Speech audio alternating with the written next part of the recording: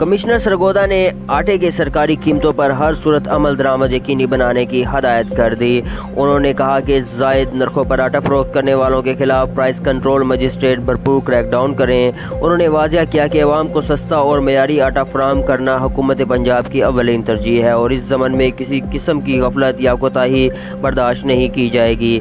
اس امر کا اظہار انہوں نے ڈویژنل اسٹریٹجک ذخائر انتظامی کمیٹی کے اجلاس سے صدارت کرتے ہوئے کیا۔ اجلاس میں چاروں اضلاع کے deputy commissioner, director food safety و کنزیومر پروٹیکشن، ڈائریکٹر زراعت اور ڈی ایف سیز نے شرکت کی۔ کمشنر سرگودا حافظ شوکت علی نے کہا کہ آٹے اور گندم کی غیر قانونی نقل و حمل، ذخیرہ اندوزی اور ناجائز منافع خوری کے خلاف کارروائی مزید مؤثر بنائی جائے۔ انہوں نے کہا کہ متعلقہ محکمے، زرعی انتظامیہ، پولیس اور دیگر ادارے باہمی رابطے کے ساتھ فیلڈ میں متحرک رہیں تاکہ حکومت کی پالیسی پر مکمل عمل درآمد یقینی بنایا جا سکے۔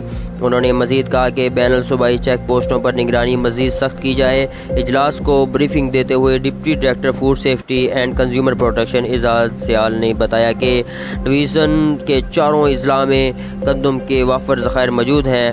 انہوں نے بتایا کہ فلور ملز کے لیے 52,525 میٹرک ٹن گندم دستیاب ہے، جبکہ روزانہ 87 میٹرک ٹن گندم فلور ملز کو جاری کی جا رہی ہے، جس کے باعث آٹے کی فراہمی تسلسل کے ساتھ برقرار ہے۔